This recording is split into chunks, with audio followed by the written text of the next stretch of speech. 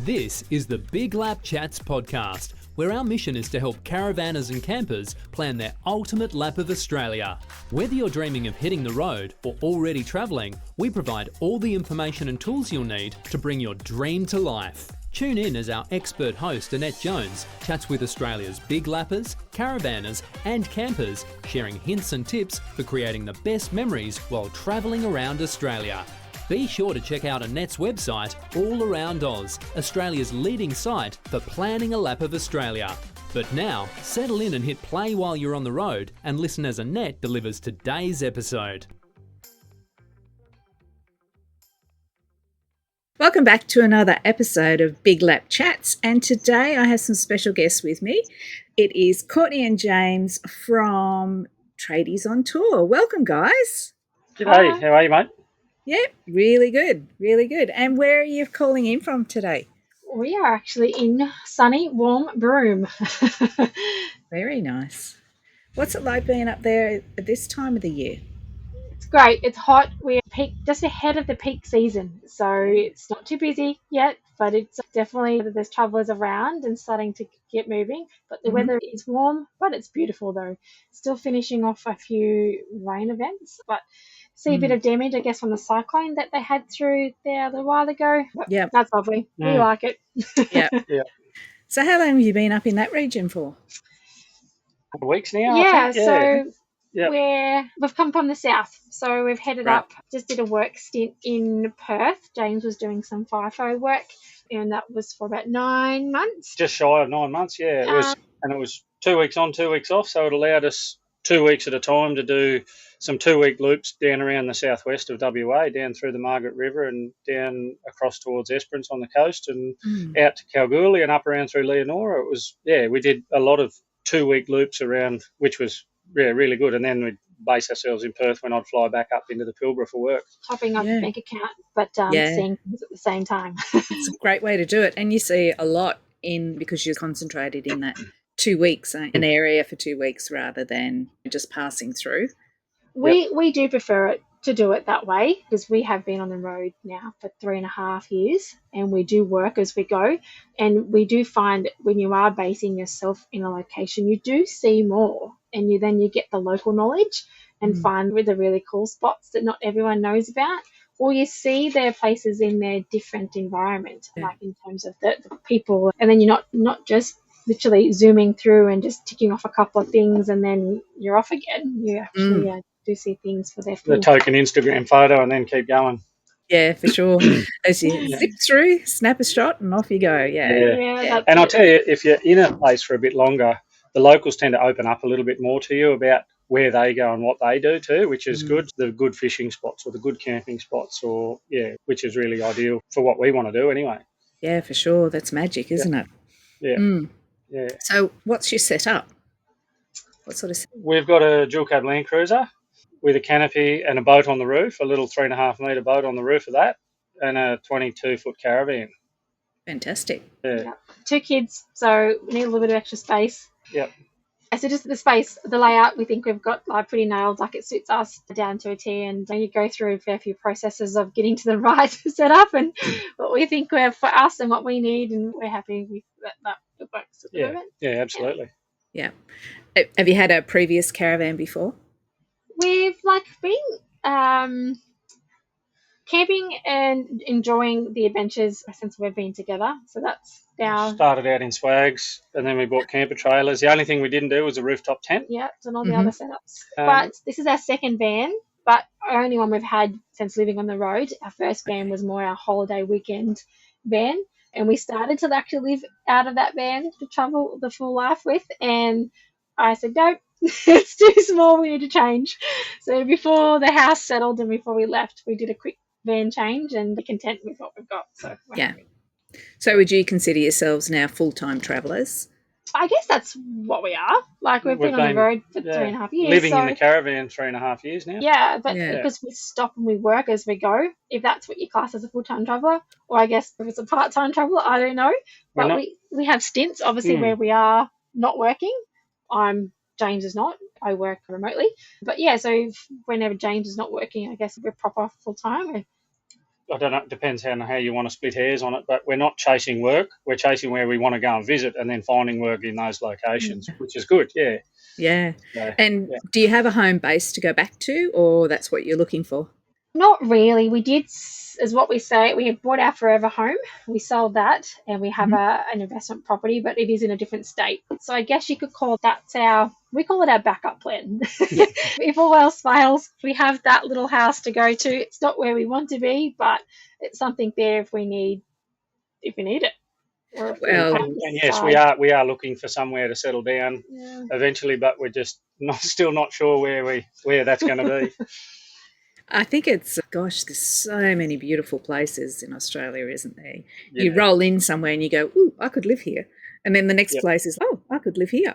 There's only been a couple we've actually said that with. So it's to have everyone on a unanimous decision is a bit hard at the moment. James is trying to talk the rest of us into Broome. I rolled into Broome the other day. We've been here for, 5 nights now, and it just jumped out and grabbed me, gave me a big hug, and I just want to stay. It's great. I can't even put my finger on what it is, but I just really like it here. But kids and I, however, aren't sold yet.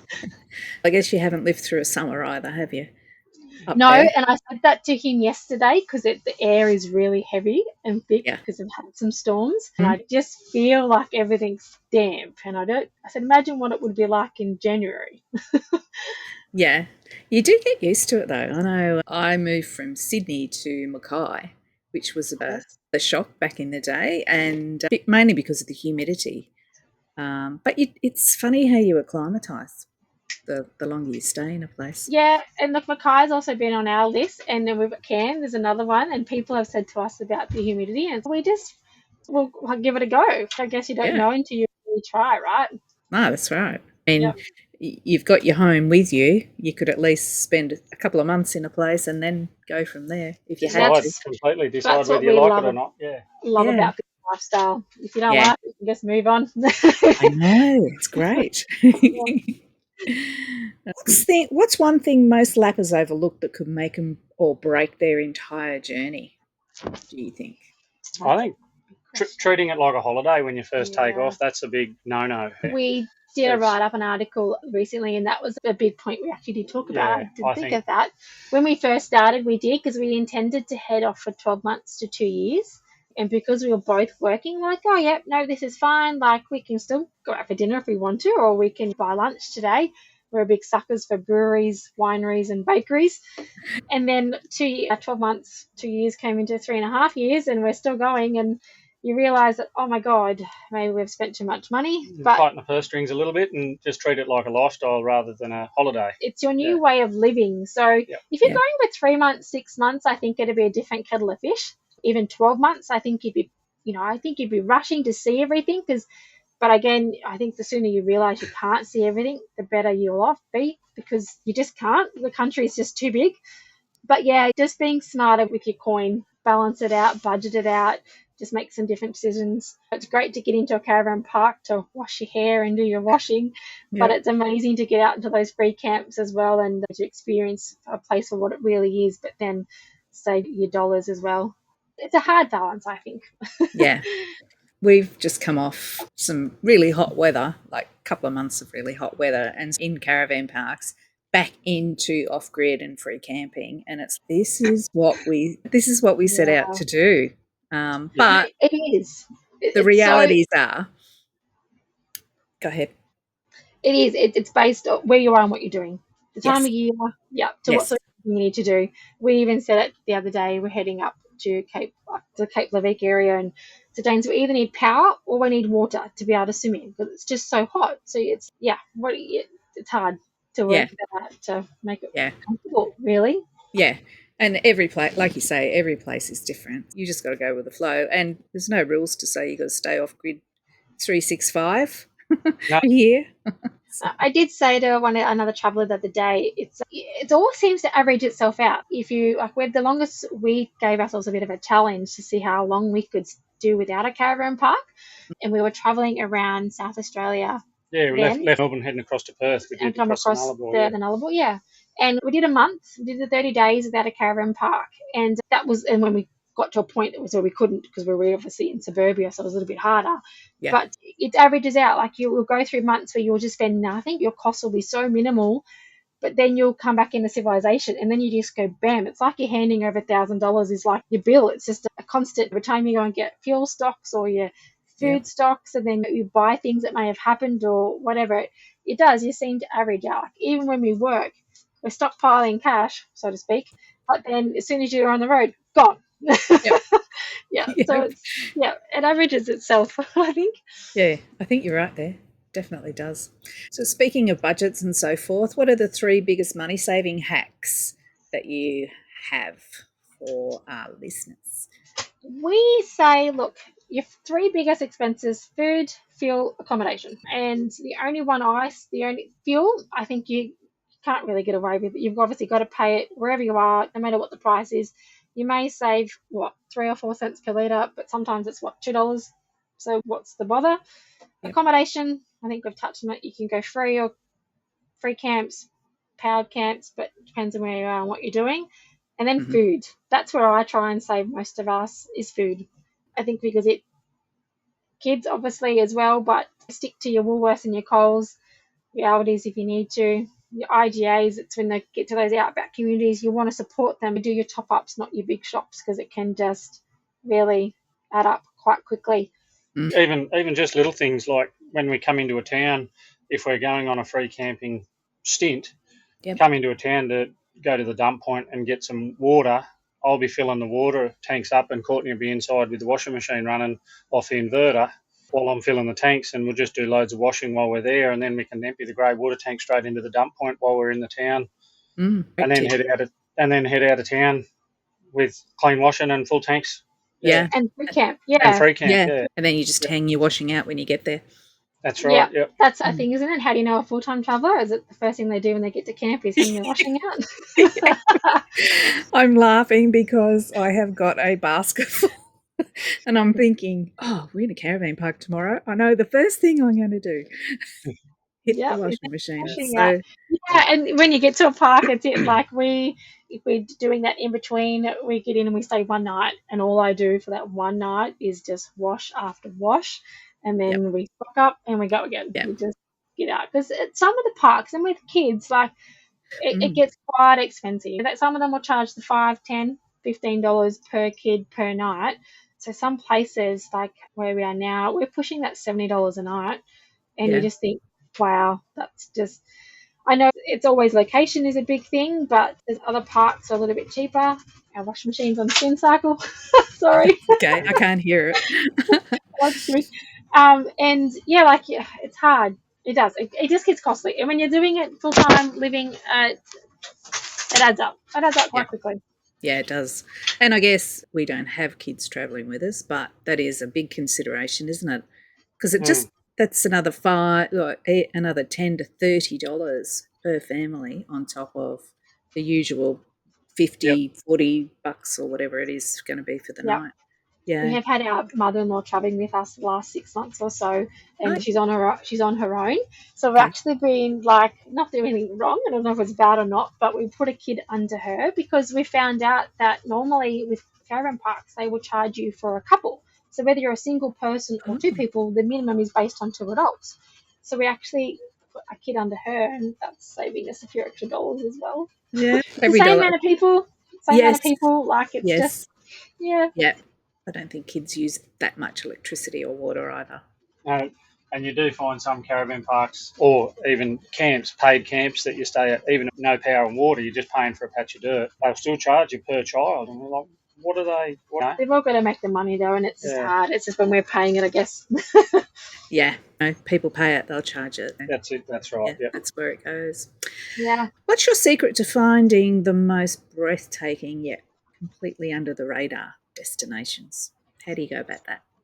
Research is a big one, but then sometimes you find those unexpected ones when they're unexpected. I'm a big fan of Google Maps, but I use it on the satellite imagery. Oh, yeah. And a couple of mates of mine and I, we would sit down at camps and we'd look for fishing spots. And that's what sort of got us onto using the satellite imagery on Google Maps. You'd zoom into a place and, that looks like a good fishing spot. But then just by doing that, you can see tracks going into somewhere and your curiosity. I drive down this little track and have a look, see what's down here, and James is very curious. He has pushed us to the limits a couple of times with his curiosity, and it has paid off. There was a prime example. We're heading down from Alice Springs down the middle, heading south, and a road, just a general roadside stop, and some of them are the best ones. But instead of just parking in actually the roadside stop, he just said, "There's a little sand dune over there. I wonder what it looks like." And he walked over it, and it was just this little, just a beautiful outlook. And then we could be up on top over this hill where no one else could see us, which is not really a problem, but it just felt like you were then not on that roadside camp. It felt like you were in the middle of nowhere. The van got a little bit stuck, but we got it out and it was fine, but it all added to the adventure. But it just made that little simple overnight stop, just elevated it. It was just awesome.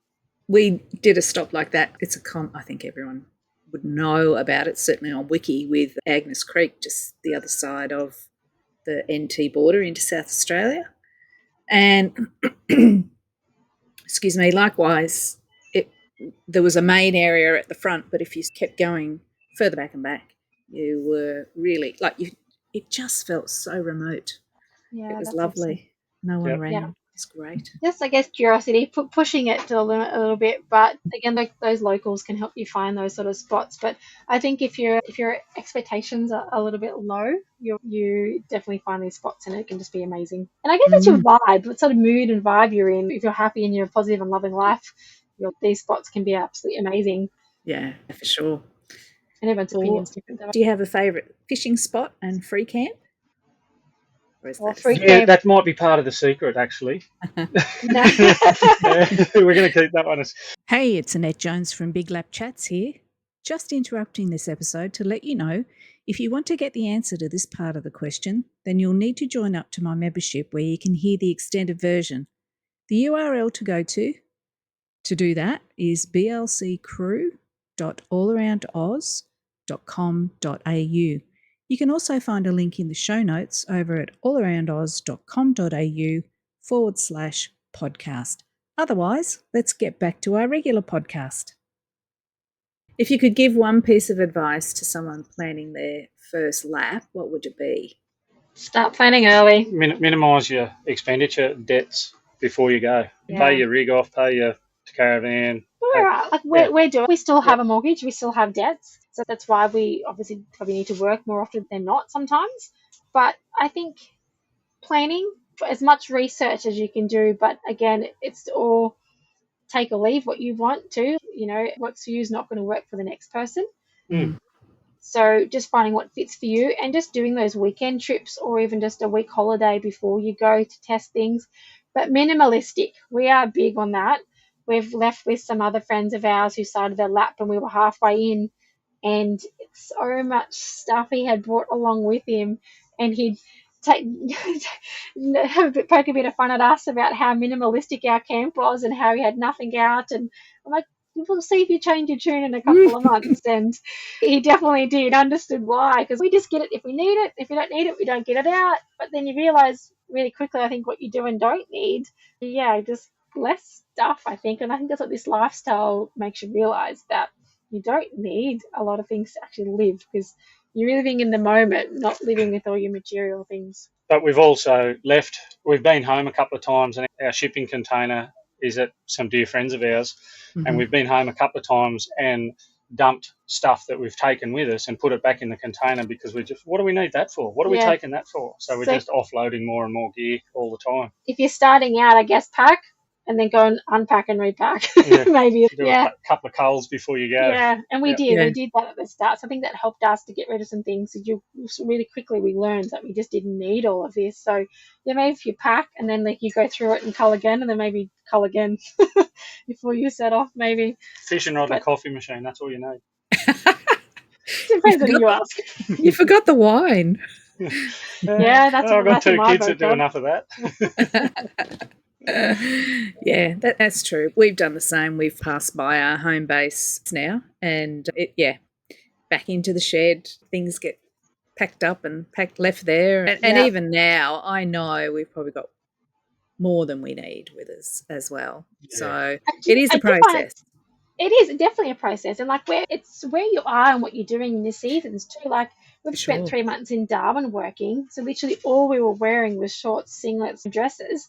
Mm-hmm. And then we went then at Christmas went to Melbourne and spent almost two months there, and it was the coldest they've ever had. So then we were buying clothes, jeans, and more jackets and jumpers and shoes because we didn't have that.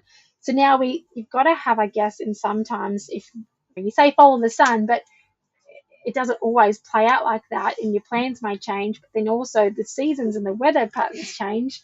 And with the kids, like we literally just they have some nicer clothes, but it's just literally they just rotate the same stuff because then we just vinnies it and just do more because they grow out of it so quickly as well. Yeah, So when you're traveling full time, it is harder because you've got to probably carry summer and winter clothes. And cater for all seasons. Yeah. That's a mistake I made.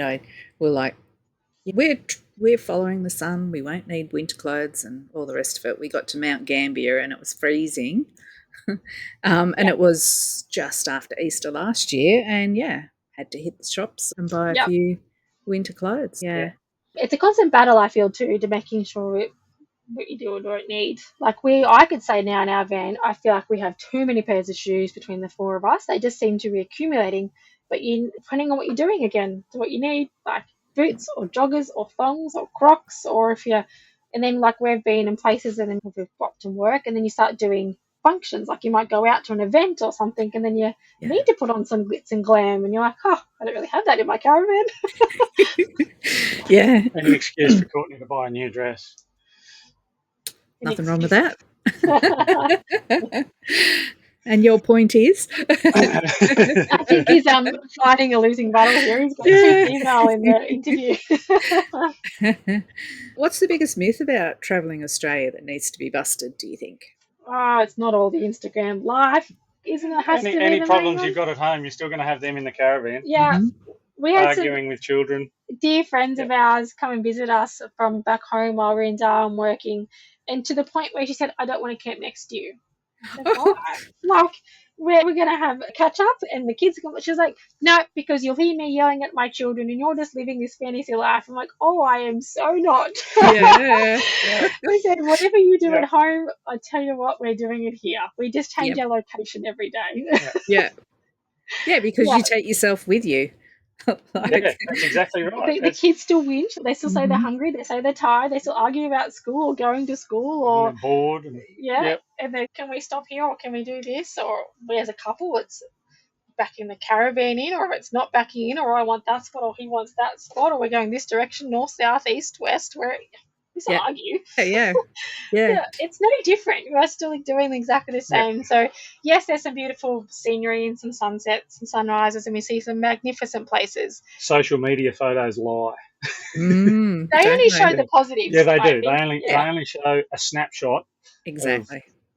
And then I do think we also sometimes we forget to do the negatives. There's been days where we've had absolute crappy day and something's happened, but we don't think to pull a camera out and take a photo of what just happened. No. So we probably do need to show that those things happen. The days when we've driven 4 hours and didn't realise our fridge was open the whole time, so all our food was falling on the ground. I was just thinking of that. We were at Lightning Ridge and we're going to head north up through to Hebel, but the road was closed from flooding. So we headed from Lightning Ridge back through Moree and headed up north through Gundawindi. We stopped at Moree for lunch and we drove for 4 hours up into the centre of Queensland.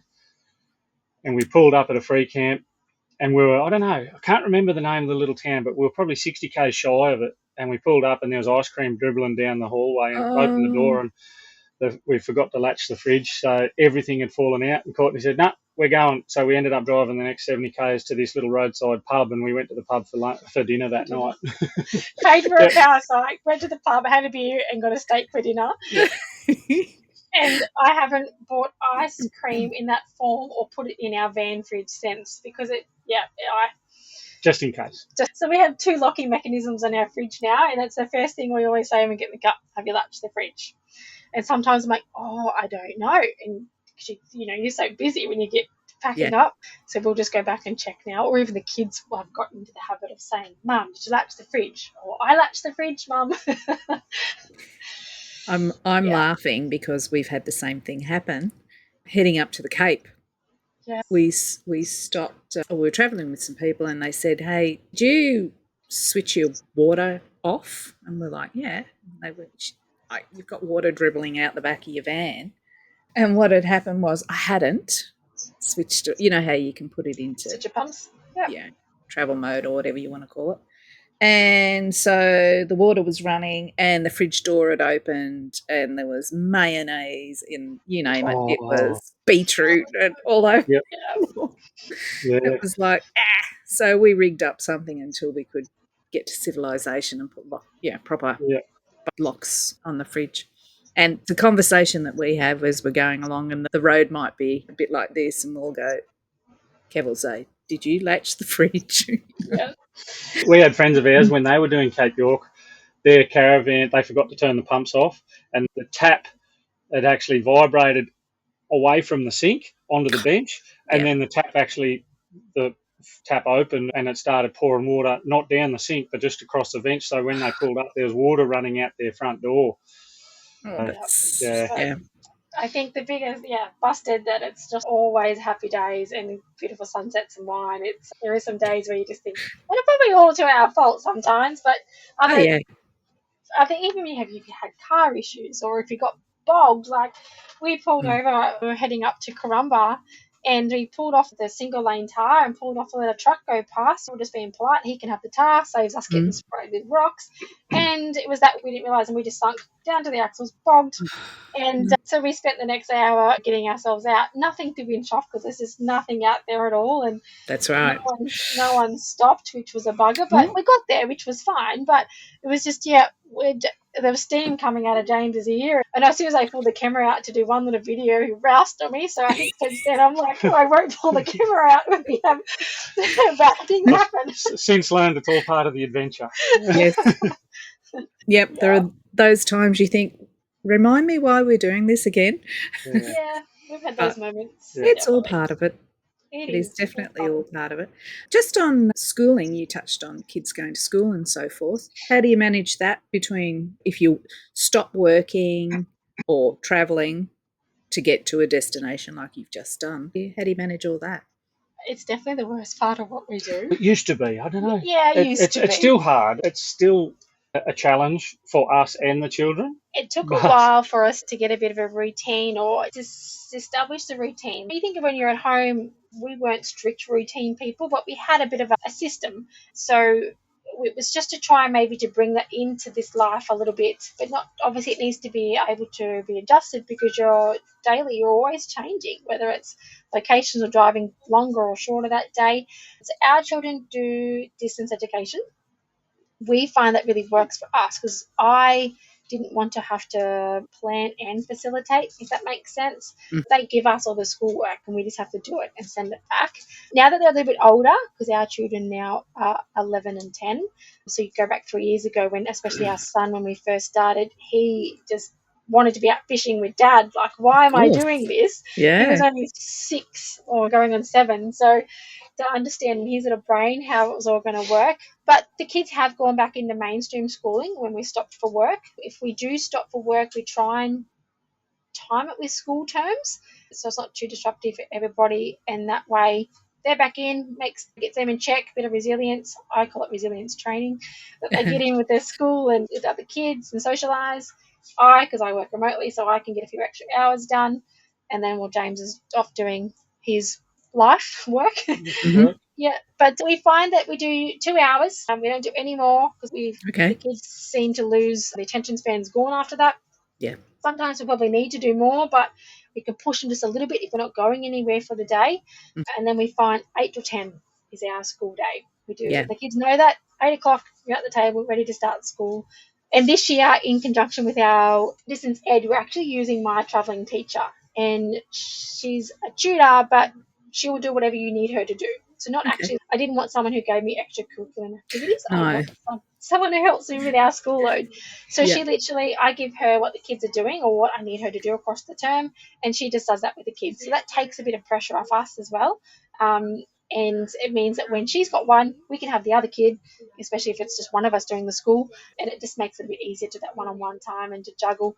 So I think James is right. Like, we definitely have found it's gotten easier. But at the start, we did look at each other quite a few times and why are we doing this? Why? It was definitely, it was the hardest part of living life on the road was school. Especially when you've got two very stubborn children who very much love standing their feet in the concrete, which I love that. I wouldn't change it about them. But when it's with us, come on. Yeah. And do they have a deadline for, you say that the schoolwork is provided for you. Is there a deadline for that schoolwork to be done and sent back? In a nutshell, I guess you could say there is, but it's very flexible.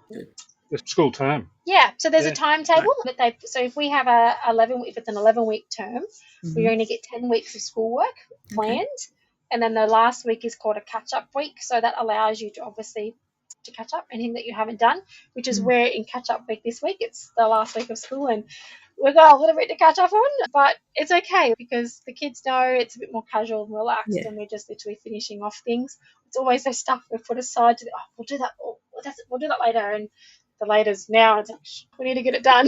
Yeah, fair enough. And our school is pretty good. They're very relaxed and understand if we need extra help or we need extra time. As long as we've got the majority, like if we're in week 10 and we're only at week 4, that's probably a bit of an issue. Yeah. But we get the allocated week's work done in the allocated week. Yeah. Whether we're on time with the day-by-day basis, maybe not, but we normally get it done in that week. So the last week we're not too bad. It's gotten better. Yeah. Yeah. I guess it's a learning process for everyone, isn't it? It really is. And making, like Courtney said, making a routine, a structured routine for them to follow. Yeah. It's just easier on everybody that way. Yeah. Okay. How do you stay connected and productive on the road without sacrificing the adventure? When you're both working, you say that you do some flying and fly outs and you work remotely, Courtney. How do you juggle all of that? It's fun. It is a juggle. You are juggling all the time. James tells me I wear too many hats. Yeah, it's a circus. James tells me I wear too many hats, and I probably do, but that's life. I don't think that's the type of person I am, though. So whether I'm at home or in a caravan, I think that's what I would be doing. Starlink, we're probably a little bit late to the party with that, but we've only had it for now just over 12 months. It's a big game changer, especially for me. We had to plan a few camps around mobile phone service at the start, and James loves now that I'm not being that inconvenience. So he doesn't matter where we are now. James can do what he needs to do, and I can still do what I need to do. Yep. And then the working, like, this is the first, James did a couple of shutdown flyouts where he'd go away for 2 weeks and he wouldn't have to go back again. It was just ad hoc work, and that was pretty good, like, for income, but to keep us going. But then the last 9 months in Perth, it was a bit of a challenge, but it was good, but it was still hard, like, just to keep that family dynamic going. And obviously a lot came back on to me with James away, but our kids are at a good age where they can help too. So I think it's important to have the kids involved in things. We do. We speak to the kids like they're grown-ups, and we just have family discussions about when and why and how we're doing stuff and what's going to happen next. And we all take on board what they say and their opinion about things, which is good. Courtney does get tied up with all her hats that she wears doing different things with the computer and head buried in the laptop all the time. And I'm all for, okay, let's sneak down to the beach and have a quiet beer and watch the sunset or something. And I've got to pull her away from work quite a bit. But it's always worth the resistance that I get once I get her out of the van and we go and do stuff. It's always quite worth it, I reckon. I think getting stuck in the moment sometimes. You either can be in the moment of you just enjoying really where you are, or you're in the moment and you get wrapped up with everything else that you have to be doing. So it's being reminded of why you're doing what you're doing. So that's, James is my reminder. So that's good. And remembering that there is time to earn money. Like, it's not all about that. I guess at different stages in everyone's life, and we value what we're doing. There's no way to get ahead in life to do what we're, to live on the road. But your experiences and what you get out of it, I think, supersedes all of that, in our opinion. But stay connected. Like our friends, like we have a very amazing friend network back home. Like our kids call them auntie and uncles, and we say I love you when you hang up on the phone from them. So I guess technology helps with that. New video, you can at least see each other. So when you might catch up with them 6 months down the track, if their hair's pink or if it's still the same color, do you know what I mean? Like it's Yeah, just I you do. can video, and like our kids, like with my parents especially, Sundays, 4 o'clock. So we know that's the time that we speak to them, and it has been like that for since they've been born because we haven't always lived in the same town with them. And then we made it that Sundays became the family day that we do ring and talk to the family on both sides. Because at the start it was hard that we would just felt like it was all ad hoc, or you'd miss things, or they just ring you off the fly and you didn't necessarily have time to talk to them, which I know that sounds bad, but if you're in the middle of on a boat somewhere. So yeah, we just make it Sundays now is that we just make the family calls and talk to the immediate family and stay in touch. Great. Way to go. It works. It's good. Okay. What's the insider secret that you have that you swear by but rarely share? Insider secret? That we rarely share. Do we have an insider secret? I don't know if we've got us too many secrets. No, we like to share the knowledge that we've gathered. Yeah. But I think it's staying true to yourself is probably a big one. I don't know if anybody knows if it's a secret or not, but stay true to yourself and with your family or your partner who you're traveling with. It can be a very stressful time in life sometimes traveling and you're in such close quarters. So I think you need to make sure you communicate with each other and say if you need it out or if I just need space or to make the van life work. It's a logistical nightmare. It is. Sometimes when you're free camping and you've got to get fuel and water and dump point, and then you're trying to find another free camp as well, or you need a caravan park, or you're just always trying to find something. And if one little thing breaks and you lose your temper slightly, you don't. We don't lose our temper, do we, James? No. Oh yeah, no, we don't either. So it's just a matter of making sure you've always got the time and space to do what you need to do and communicate it out. Yeah. I think there's never enough communication in any environment, if it's work, personal life, all of the above. So I think if you can just stay open and true and just talk about it, I think that'll get you through. Yeah, good one. I think and I think living in a tin can, it forces that from you, doesn't it? Because you have to communicate or improve it a bit. Yeah, because otherwise I think you probably would have packed up within the first month and gone back to just your life.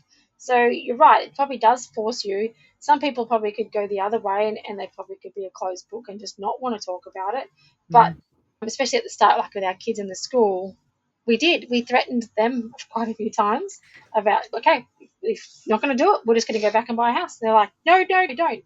We're all in this together, so we need to make it to work. So we all want to live this life, so we all need to then do our part to make it work.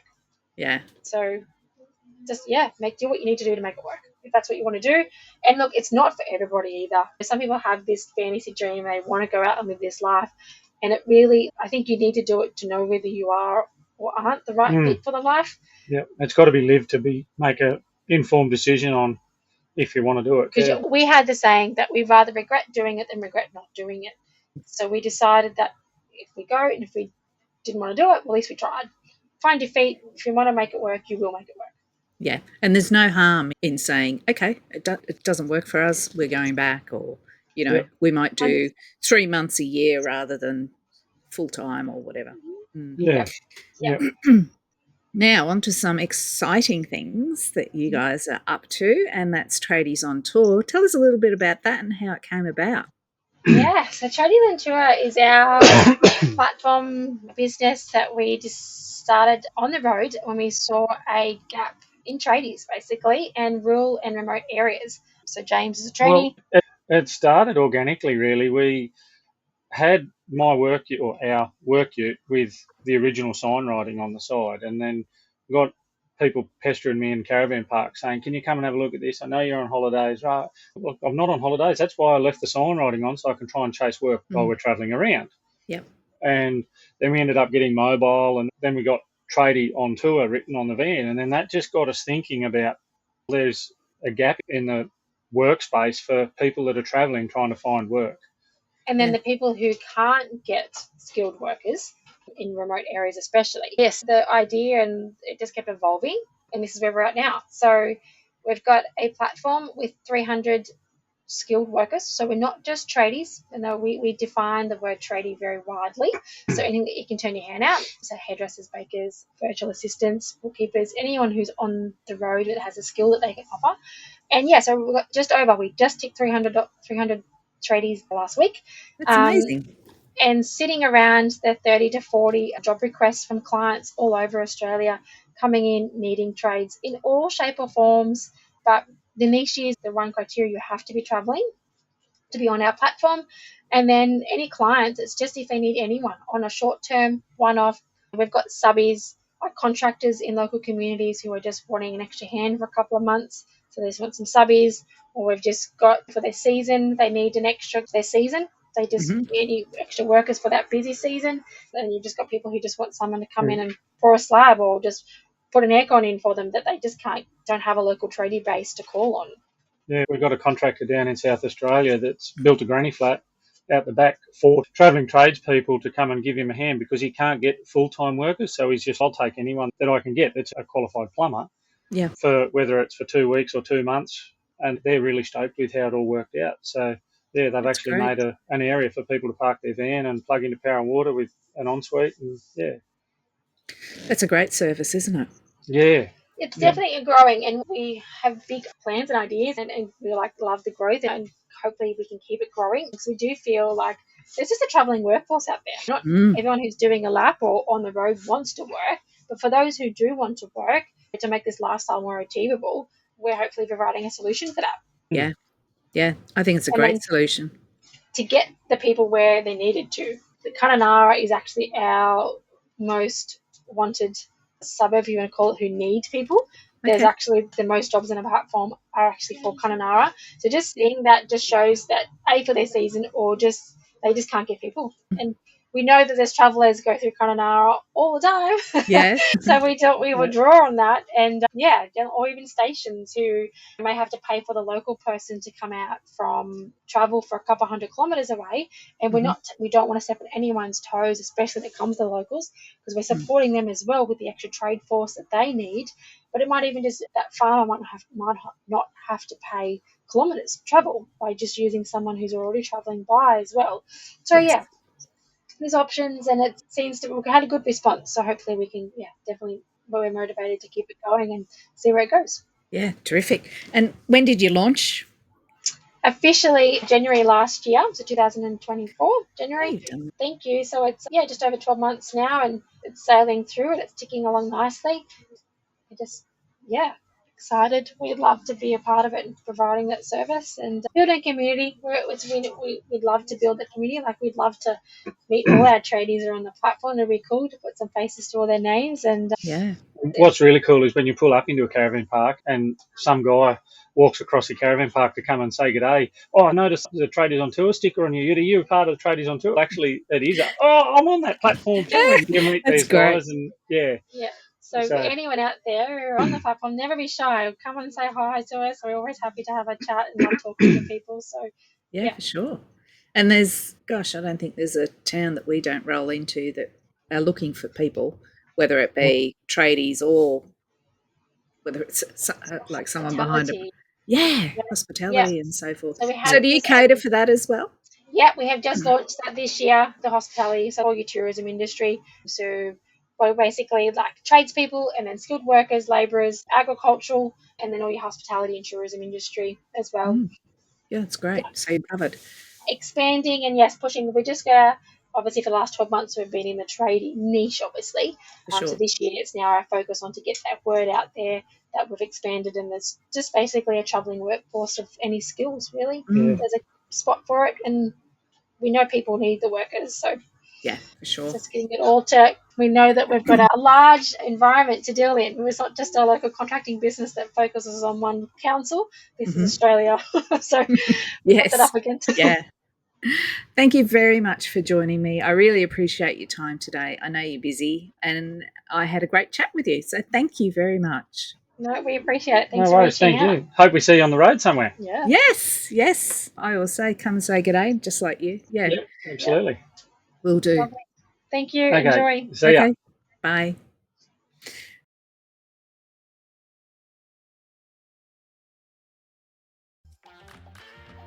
Thanks for tuning in to Big Lap Chats. We hope today's episode helped you take another step towards planning your lap of Australia.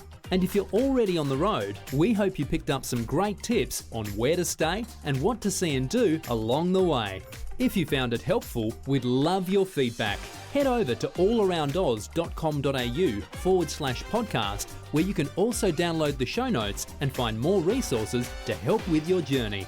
We'll be back next week with more tips and stories about caravanning, camping, and planning your lap of Australia. Until then, happy travels.